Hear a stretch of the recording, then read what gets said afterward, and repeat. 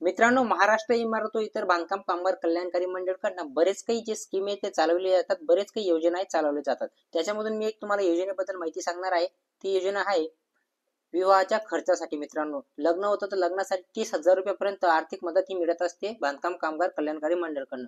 मित्रांनो, मी चंद्रकांत पाटील तुम्हाला सरकारी योजनेबद्दल माहिती देत राहतो. चॅनलला सबस्क्राईब करून घ्या. मित्रांनो, जर तुम्ही बांधकाम कामगारच्या ऑफिशियल वेबसाईटवरती आल्या, वेबसाईटच्या तुम्ही कामगार या प्रोफाईलवरून कल्याणकारी योजना या टॅबवरती जर केली तर कल्याणकारी योजनेमध्ये पहिलंच टॅब तुम्हाला सामाजिक सुरक्षा.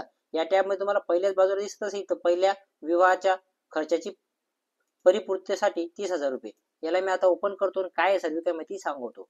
मित्रांनो, हा तुम्हाला फॉर्म पहिले ऑफलाईन होता, ऑफलाईन तुम्ही भरू शकत होते. आता तुम्हाला हा सर्व काही फॉर्म येतो ऑनलाईन भरावा लागणार आहे. फॉर्म भरण्यासाठी तुम्हाला जवळच्या बांधकाम कामगार कल्याणकारी मंडळाजवळ जायचं आहे. म्हणजेच तुमच्या तालुक्यावर उपसुविधा केंद्र सुरू करण्यात आलेलं आहे. त्या उपसुविधा केंद्र तुम्हाला जावं लागणार आहे.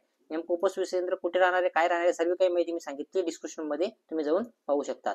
मित्रांनो, आता इथं तुम्ही पाहिलं तर पहिल्या विवाहाच्या प्रस्तुतीसाठी 30,000 रुपये, प्रतिपूर्तीसाठी 30,000 रुपये.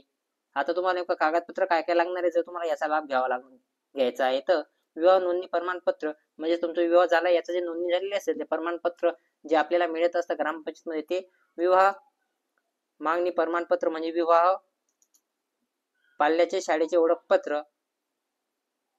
आणि जर इथं तुम्हाला काही अवजार वगैरे खरेदी करत असाल तर त्यासाठी तुम्हाला हमीपत्र हे द्यावं लागणार आहे. तुमचं आधार कार्ड आणि तुमचं बांधकाम कामगारचं जे कार्ड आहे ते कार्ड घेऊन जावं लागणार आहे तुमच्या जवळच्या बांधकाम कामगार ऑफिसला.